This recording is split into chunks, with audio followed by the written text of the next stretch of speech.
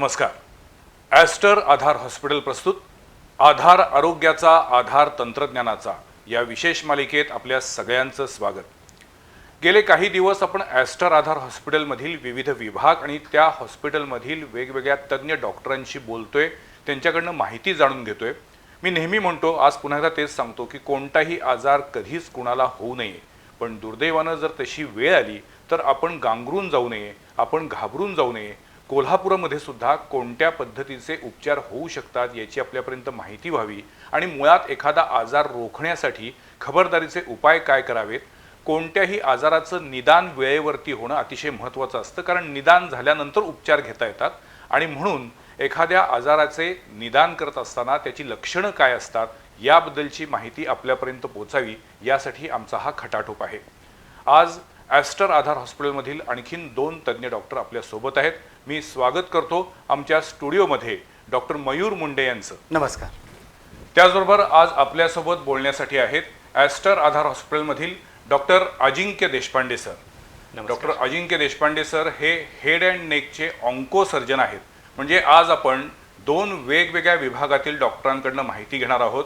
Munde sir clinical हिमॅटॉलॉजिस्ट आहेत आणि त्याचबरोबर कॅन्सर तज्ज्ञ डॉक्टर देशपांडे सर आहेत. मला देशपांडे सर तुम्हाला पहिल्यांदा विचारायचं आहे की मुळात कॅन्सर हे नाव सुद्धा घ्यायला कुणालाही इच्छा असत नाही. कॅन्सर देन नो आन्सर अशी सगळ्यांच्या मनात भावना आहे. आता गेल्या काही वर्षामध्ये कॅन्सरचं सुद्धा वर्गीकरण होत लागलेलं आहे. म्हणजे त्याच्यामध्ये तुम्ही आता हेड अँड नेक म्हणजे मुखाचे, आणखीन नेक म्हणजे काय, मानेचे, याचे पुन्हा कॅन्सर वेगळे असतात का, आणि मुखाचे कॅन्सर नेमके कशामुळे होतात, त्याची लक्षणं काय? तर कसं आहे, कॅन्सर हा आजार आपल्या सर्वांना माहितीच आहे. त्यात कसं आहे की प्रत्येक शरीराच्या अवयवाचा कॅन्सर हा वेगवेगळ्या कारणांमुळे होत असतो. त्यामुळे हे फर्दर कॅटेगरायझेशन यासाठी केलेलं आहे, कारण जसे कॉजेस वेगळे तशी ट्रीटमेंट देखील वेगळी. आणि तुम्ही एका स्पेसिफिक भागाचे स्पेशलायझेशन करून त्याला जास्ती बेटर ह्यानी तुम्ही ट्रीटमेंट देऊ शकता. यासाठी हे आता नवीन वर्गीकरण करण्यात आलेलं आहे. आता मुखाचे कॅन्सरचा सगळ्यात मोठा भारतातलं कारण म्हणजे तंबाखूचे सेवन. आता तंबाखूचे सेवन आपल्याला वाटतं की फक्त काय तंबाखू खाणाऱ्या लोकांना तोंडाचा कॅन्सर होतो, असं नव्हे. तंबाखूचे सेवन विविध फॉर्म्समध्ये असतं. त्यात स्मोकलेस टोबॅको आणि स्मोक टोबॅको असे 2 परत कॅटेगरीज आहेत. हे अलीकडच्या काळातला आणखीन एक घातक बदल आहे हा. म्हणजे हा आधीपासून होता नाही, पण पूर्वी कसं होतं, तो तंबाखू घ्यायचा, तो मळायचा, दिसायचं तरी. आजकाल काय आहे, त्या अशा पुड्या मिळतात, गुटखा असतो, वेगवेगळ्या पद्धतीचा उंची काय जर्दा वगैरे असतो, आणि तो लोकांना कळत पण नाही तो कधी तोंडात टाकलेला आहे. तेच आता कसं झालेलं आहे की बऱ्याच विविध फॉर्म्समध्ये तंबाखू मार्केटमध्ये यायला लागलेला आहे. काही लोक त्याला पान मसाला म्हणून मार्केट करायला लागलेत, ज्याच्यात छोट्या छोट्या क्वांटिटीचा तंबाखू असतो. किंवा आपण जे पान खातो, पानावर लावलेला गेलेला चुना, हा देखील कार्सिनोजेनिक म्हणजे कॅन्सर घडवून आणू शकतो तुमच्या तोंडामध्ये. आणि त्याच्या व्यतिरिक्त स्मोक्ड फॉर्म आपल्याला माहितीच आहेत. बेडीज आहेत, सिगरेट आहेत, नवीन प्रकार पाईप स्मोकिंग आलेला आहे, हुक्का स्मोकिंग आलेला आहे. तर ह्या सगळ्या गोष्टींचा परिणाम हा तोंडावरती होत असतो, तुमच्या घशावरती होत असतो, व खाली अन्ननलिका, फुफ्फुस सगळीकडं त्याचे दुष्परिणाम होत असतात. आणि तोंडाचा कॅन्सर देखील त्यांनी होऊ शकतो. पण मग तोंडाचा कॅन्सर उद्भवायच्या आधीची लक्षणं काय असतात? कसं असतं की तोंडाचा कॅन्सर काही पेशंट्समध्ये प्री कॅन्सरस फॉर्ममध्ये दिसून येतो, काहींच्या डायरेक्ट कॅन्सर दिसून येतो. हे आधी प्रेडिक्ट करणं खूप अवघड आहे. त्यामुळे प्री कॅन्सर्समध्ये काय की गालावरती किंवा जिभेवरती येणारा पांढरा चट्टा किंवा कुठलाही अल्सर जो बरा होत नाही आहे 3 आठवड्यांपेक्षा जास्ती, अशा प्रकारचे जर तुम्हाला सिम्पटम्स असतील, म्हणजे त्रास असतील, तर तज्ज्ञ डॉक्टरांकडून चेकअप करून घेणे. आणि सगळ्यात असे सिम्पटम्स दिसल्या आपण व्यसनं बंद करणे, हे सगळ्यात मोठं आपल्याकडं हे आहे स्टेप आपण घेऊ शकतो.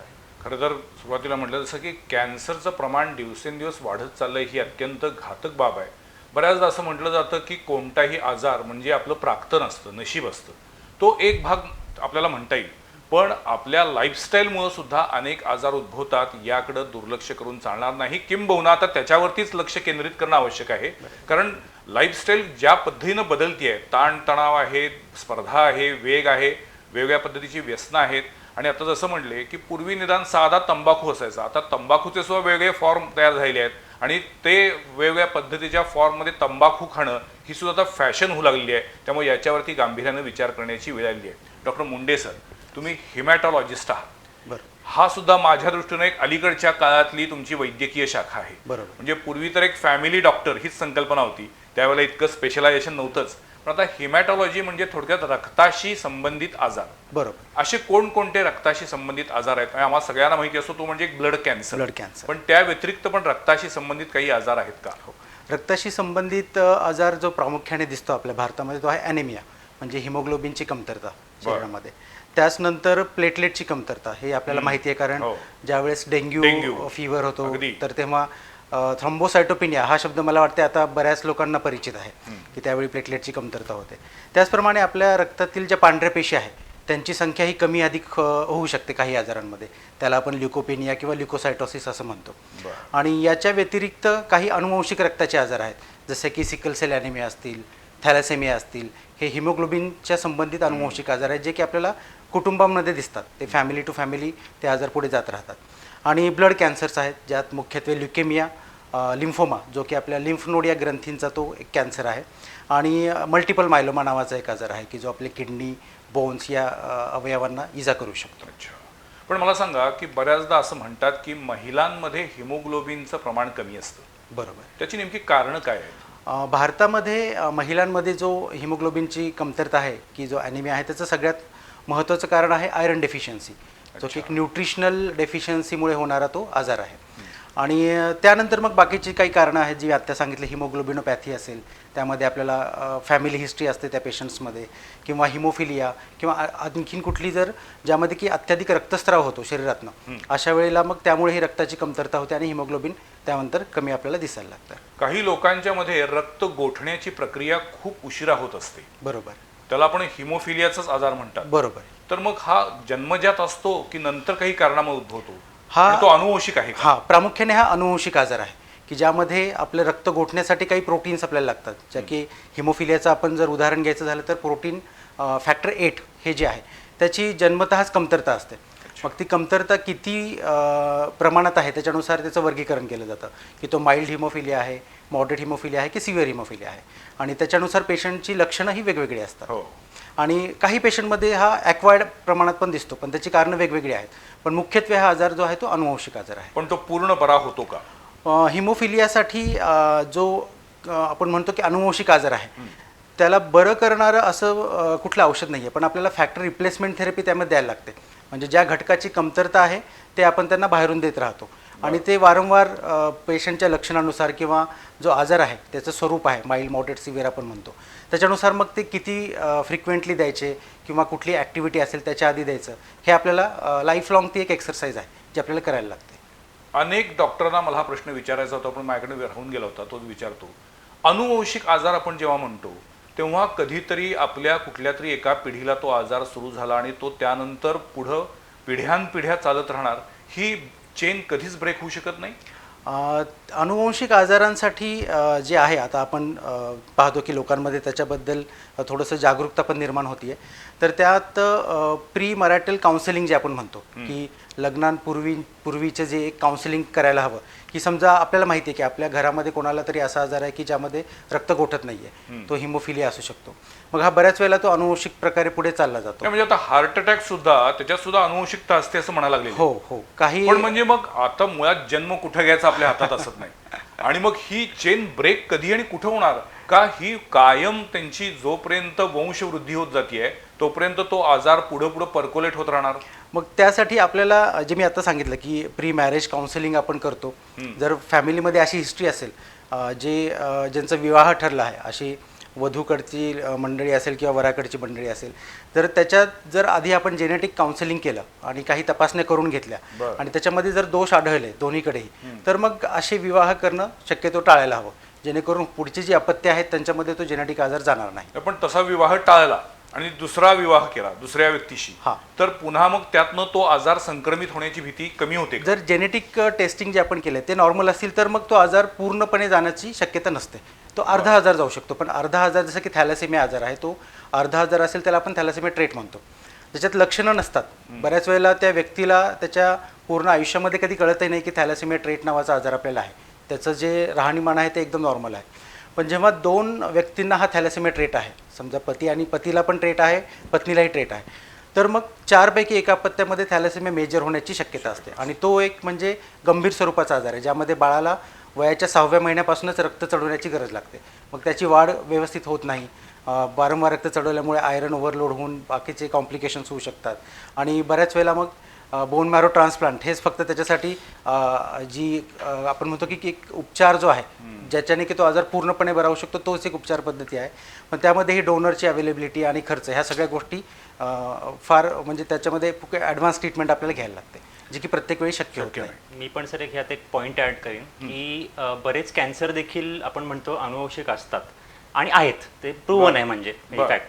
त्याच्या व्यतिरिक्त आता आपण तंबाखूबद्दल एवढं बोललो, पण त्या प्रत्येकाची बॉडी त्या कार्सिनोजेन म्हणजे तंबाखूला कशी रिॲक्ट करेल ह्यात पण एक जेनेटिक कॉम्पोनंट असतो. म्हणजे सपोज 2 मित्र तुम्ही आणि मी आहे, आपण एकाच वेळेला त्याच अमाऊंटचं तंबाखूचं आपण सेवन करतो एकाच फॉर्ममध्ये, पण तुम्हाला होणार नाही कॅन्सर आणि मला होईल. मग लोकांच्या मनात विचार येतो की बाबा तो माझा मित्र एवढे वर्ष झालं करतोय, आमचे आजोबा लहानपणापासून करतायत, ह्यांना होत नाही आणि आम्हाला कसं काय झालं एवढ्या यंग एजमध्ये, 30-35ला आम्हाला तोंडाचा कॅन्सर कसं झालं. तर प्रत्येकाची बॉडीची ॲबिलिटी वेगळी असते.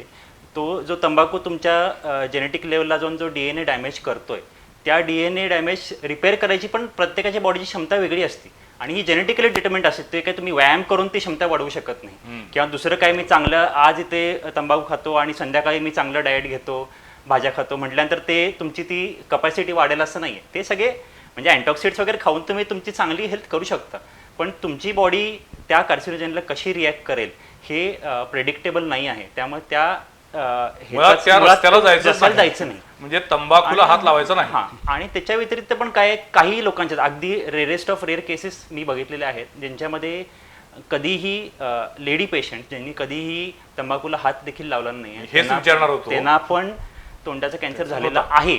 तर त्यात कसं असतं, एक आहे तुमचा अनुवंशिक हे जेनेटिक कॉम्पोनंट, आणि दुसरं आहे की दुसरा काहीतरी पण त्याचा म्हणजे कारण असू शकतं. जसं कुठलाही शार्प दात आहे जो गालावरती जिभेवरती घासतोय बरेच वर्ष झाले, आम्ही डेंटिस्टकडे जातच नाही आहे, की बाबा काय दात घासतोय ना, होऊ दे एवढं काय, ती जखम होत होत होत पुढे कॅन्सरमध्ये रूपांतर होऊ शकतं. काही असे पेशंट्स देखील बघितलेले आहेत ज्यांनी एकदा डेंचर म्हणजे आपण जी कवळी करतो ती कवळी करून घेतली आहे, वर्षानुवर्ष परत डेंटिस्टकडे गेलेले नाही आहेत, ते कवळीचा फॉर्म बिघडला आहे किंवा तुमचं हाडाचा तिथला फॉर्म बदललेला आहे आणि ती कवळी घासायला सुरू झाली आहे तुम्हाला हिरडीवरती किंवा गालावरती.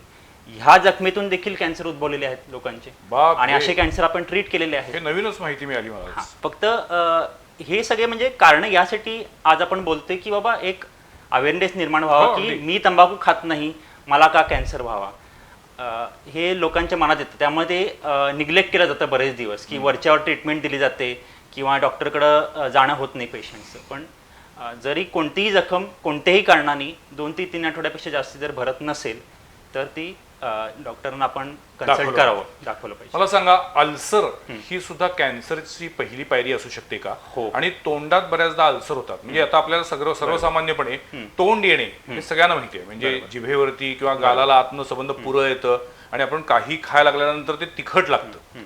तर हे वारंवार जर अशा पद्धतीनं तोंड यायला लागलं तर ते सुद्धा घातक असू शकतं का? हो, आता कसं आहे, तोंड येणे ह्याला विविध कारणं आहेत. सिम्पलेस्ट कारण स्ट्रेस आहे, विटॅमिन्सची काही डेफिशियन्सीज आहेत, झोप न होणे, बरेच काय कारणं आहेत, काही व्हायरल इन्फेक्शन्स असतात, काही फंगल इन्फेक्शन्स असतात. तर तोंड येणे हा एक म्हणजे एक ब्रॉड टर्म आहे, यात बरेच आजार आपण कव्हर करू शकतो. साधारणतः हे तोंड येणे हा जो प्रकार आहे तो 8 ते 10 दिवसात आपोआप कुठलीही ट्रीटमेंट न करता बरा झाला पाहिजे. जर तुमचा एकेच ठिकाणी अल्सर 2 ते 3 आठवड्यापेक्षा जास्ती राहत असेल आणि त्याचा साईज दिवसेंदिवस जर वाढत असेल तर ती गंभीर गोष्ट आहे. अशा अल्सरना आपण चेकअप करून घ्यायला पाहिजे. बाकी नॉर्मल तोंड येते ह्यांनी घाबरून जाऊ नये की मला कॅन्सर झाला आहे का.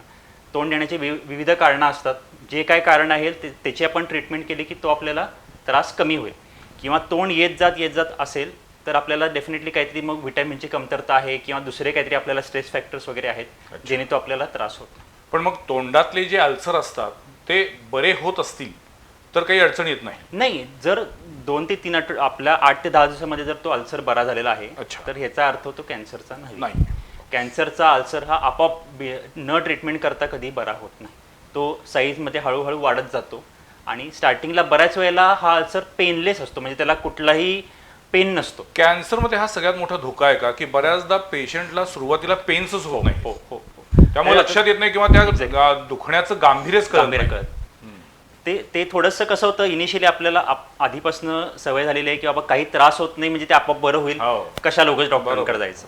ही एक साधारण म्हटलं आपली मेंटॅलिटी असते, सगळ्यांचीच असते, म्हणजे डॉक्टरांची स्वतःची पण अशीच असते खरं आहे. की बाबा त्रास जास्ती वाढत नाही तोपर्यंत मी काय दाखवत नाही, म्हणजे माझा एनिमिया सिव्हिअर होईपर्यंत मी काही मुंडे सरांकडे जाणार नाही. इनिशियली मी सेल्फ ट्रीटमेंट करणार, थोडं मी काहीतरी आयन घेऊन बघतो, काहीतरी आहार बदलून बघतो. पण मग ते एका सिव्हिअर लेवलला पोहोचलं की मग मला मनात येतं की बाबा नाही, आपल्या हातात बाहेर गेलं. मग तेव्हा कसं होतं की ट्रीटमेंटचा तुमचा हे वाढतो, म्हणजे तुम्हाला मोठी ट्रीटमेंट घ्यावी लागते, वेळ लागतो तुम्हाला बरं व्हायला.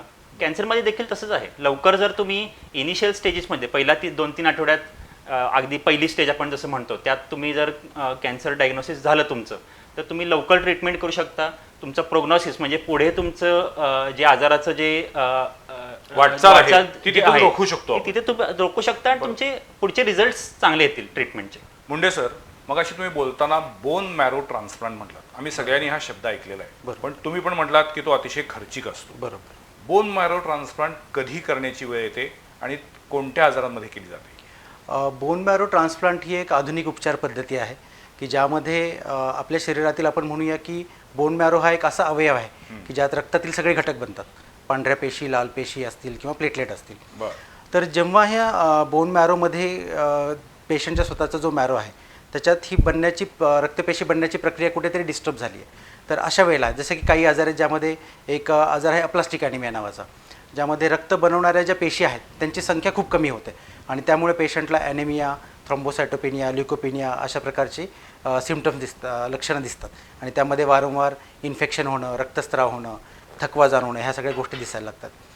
तर त्याचप्रमाणे जसं मी सांगितलं आता की काही अनुवंशिक आजार आहेत ज्यामध्ये की बोन मॅरोमध्येच जी एक पेशी आहे त्याच्यामध्ये तो डिफेक्ट आहे. तर ह्या अनुवंशिक आजाराच्या नेमक्या उपचारासाठी मग बोन मॅरो ट्रान्सप्लांट ही उपचार पद्धती गरजेची आहे. आणि काही ब्लड कॅन्सर आहेत, ॲक्यूट ल्युकेमिया आहेत, ॲक्यूट मायलॉइड ल्युकेमिया असेल, ॲक्यूट लिम्फॉइड ल्युकेमिया असेल किंवा मग मल्टिपल मायलोमा आहे, काही लिम्फोमा आहेत. जर काही लिम्फोमा फर्स्ट लाईन ट्रीटमेंट दिल्याच्या नंतर जर वापस येत असतील तर मग त्यावेळेला आपल्याला बोन मॅरो ट्रान्सप्लांट ह्या उपचार पद्धतीकडे जायला लागतं. आता जसं देशपांडे सर म्हटले की तंबाखू खाल्ल्यामुळं मुखाच्या कॅन्सरचा धोका उद्भवतो, ब्लड कॅन्सरच्या बाबतीत काय सांगता येईल का केवळ आणि केवळ नशीब? बऱ्याच पेशंट जेव्हा आपण पाहतो त्याच्यामध्ये नक्कीच काही ना काही ट्रिगर फॅक्टर आहेत, जसं की काही केमिकल्स असतील त्याला एक्सपोजर झाल्यानंतर होतं किंवा रेडिएशनला काही आपलं एक्सपोजर होत असेल खूप एक दीर्घकाळासाठी तर त्यामध्ये ते होऊ शकतं आहे. आपण बघतो की काही जसं एक्झाम्पल द्यायचं झालं तर जेव्हा जपानमध्ये अणुबॉम्ब वर्षाव झाला होता त्यानंतर काही वर्षानंतर तिथल्या भागामध्ये मुख्यत्वे ब्लड कॅन्सरचं प्रमाण खूप जास्त वाढलं. तर त्यावरनं मग ते आपल्याला लक्षात आलं की हे किरणे ज्यातनं निघाली त्याच्या एक्सपोजर झाल्यामुळे तो कॅन्सर झाला, रेडिएशनचा दुष्परिणाम म्हणून तो कॅन्सर झाला. पण जेव्हा कॅन्सर होतो, ब्लड कॅन्सर झाला आहे हे निदान झालं आहे, तेव्हा तो कशामुळे झाला आहे त्यापेक्षाही जास्त त्याचा जो उपचार आहे तो सगळ्याच प्रकारच्या पेशंटमध्ये हा सेमच असतो. त्यामुळे नक्कीच आपण त्या ज्या गोष्टी आहेत जसं देशपांडे सरांनी सांगितलं तर हेल्दी हॅबिट्स ह्या खूप गरजेच्या आहेत, कारण हेल्दी हॅबिट्स नसतील तर बऱ्याच प्रकारचे कॅन्सर होतात, त्यातलंच ब्लड कॅन्सर हा एक आहे. त्यामुळे जे unnecessary exposure to the tobacco ते अवॉइड करणं, स्मोकिंग अवॉइड करणं आणि बाकीचे जे लाईफस्टाईल चेंजेस आहेत ते आपण हेल्दी लाईफस्टाईल चेंजेस अवलंबले पाहिजे. थॅलेसेमिया आणि ब्लड कॅन्सर म्हणजे एकच की दोन्हीत वेगळा फरक आहे? नाही, हा दोन्ही पूर्ण वेगळे आजार आहेत. आम्ही जे रक्ताचे आजार आहेत त्याच्यामध्ये मुख्यत्वे आजार बिनाईन किंवा मॅलिग्नंट असं आपण त्याला वर्गीकरण करतो. तर जे कॅन्सर असतात त्यातमध्ये ते 2 टाईप आहेत, पण हा नॉन कॅन्सरस आजार आहे. जो थॅलेसेमियाचा जो आजार आहे तो एक अनुवंशिक रक्त बनण्याच्या प्रक्रियेमध्ये कुठेतरी दोष निर्माण झाल्यामुळे होणारा तो आजार आहे.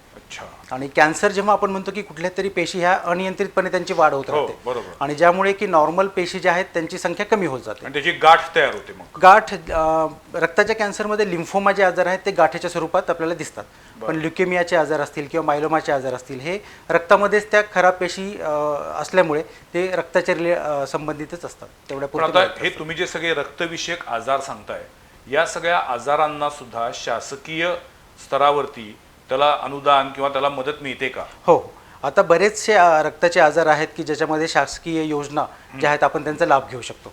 जसं की ब्लड कॅन्सर आहे, ॲक्यूट मायलॉइड ल्युकेमिया असेल, लिम्फॉइड ल्युकेमिया असेल, मल्टिपल मायलोमा आहे. त्याचप्रकारे जे क्रोनिक ल्युकेमियाज आहेत, CML, CLL, यामध्ये आपल्याला शासकीय योजनांचा लाभ नक्कीच घेता येतो.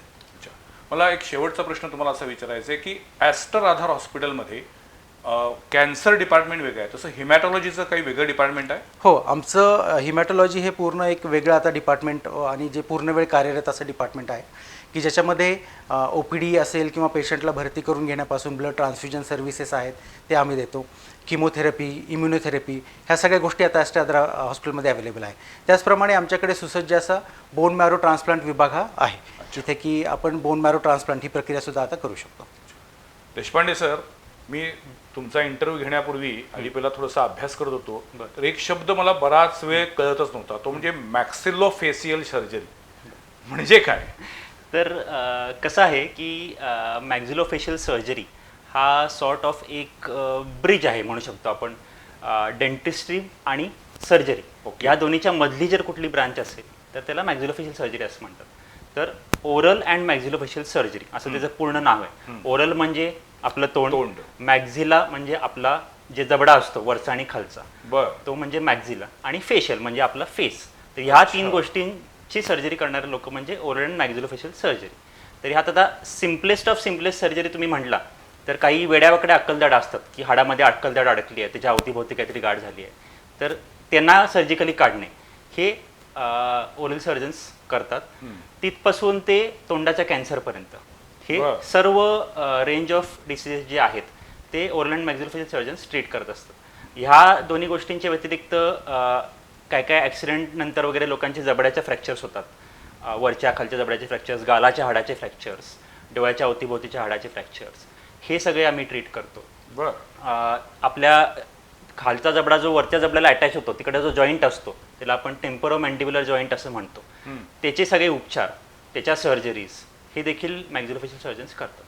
तुम्ही हेड आणि नेक ऑन्को सर्जन आहात. आपण हेड विषयी बऱ्यापैकी बोललो, नेक विषयी काय? नेक विषयी कोणते आजार उद्भवू शकतात?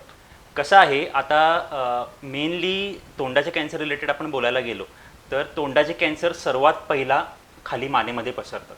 मानेमध्ये छोट्या छोट्या अवधानं असतात ज्याला आपण लिम्फ नोड असं म्हणतो. तर लिम्फ नोड हा लिम्फॅटिक स्प्रेड असतो जो तोंडाचा कॅन्सर असतो त्याचा. तर तोंडातून सगळ्यात पहिला ते मानेच्या अवधानांमध्ये लिम्फ नोडमध्ये पसरतात आणि तिकडून मग बाकी शरीरात पसरतात. त्यामुळे तोंडाच्या कॅन्सरची ट्रीटमेंट कुठल्याही स्टेजमध्ये करताना त्या कॅन्सरसोबत मानेचे जे लिम्फ नोड्स आहेत त्याची पण ट्रीटमेंट करणं गरजेचं आहे.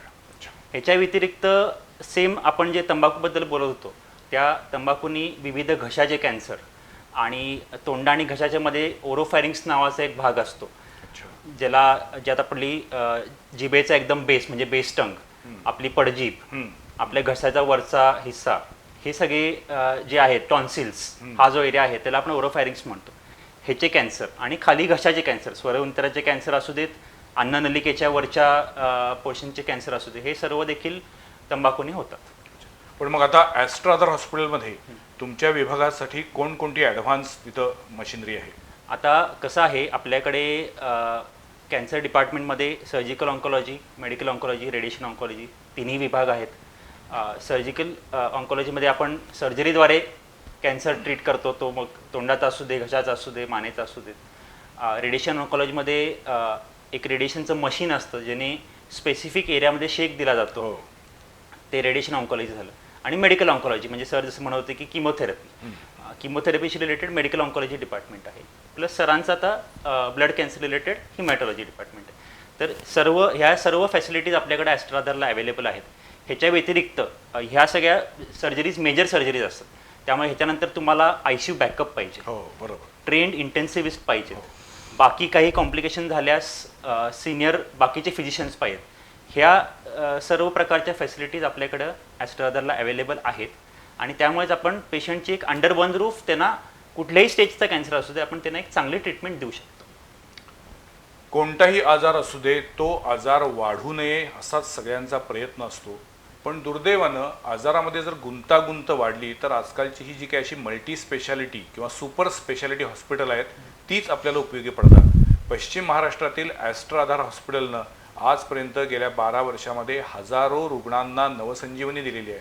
आणि आत्ता या आमच्या एपिसोडमधून आमचा हाच प्रयत्न असतो की ॲस्ट्रा आधार हॉस्पिटलमध्ये नेमक्या कोणकोणत्या फॅसिलिटीज आहेत, कशा पद्धतीचे तज्ज्ञ तिथं काम करतायत. आणि जसं आत्ता देशपांडे सर म्हटले किंवा मुंडे सर म्हटले की या अनेक आजारांमध्ये एकमेकांची सांगड असते आणि वेगवेगळे सुपर स्पेशालिस्ट डॉक्टरची गरज असते. आणि जेव्हा अशी इमर्जन्सी असते, मेडिकल आणीबाणी असते, त्यावेळेला अशा पद्धतीनं सर्व डॉक्टर एकाच ठिकाणी अंडर वन रूफ असणं हे नक्कीच त्या पेशंटच्या हिताच्या दृष्टीनं महत्त्वाचं असतं. आजच्या या एपिसोडमध्ये डॉक्टर देशपांडे आणि डॉक्टर मुंडे सर सहभागी झाले आणि त्यांनी आपापल्या क्षेत्राबद्दल माहिती दिली. याबद्दल दोघांचे मी मनापासून आभार मानतो. धन्यवाद. धन्यवाद.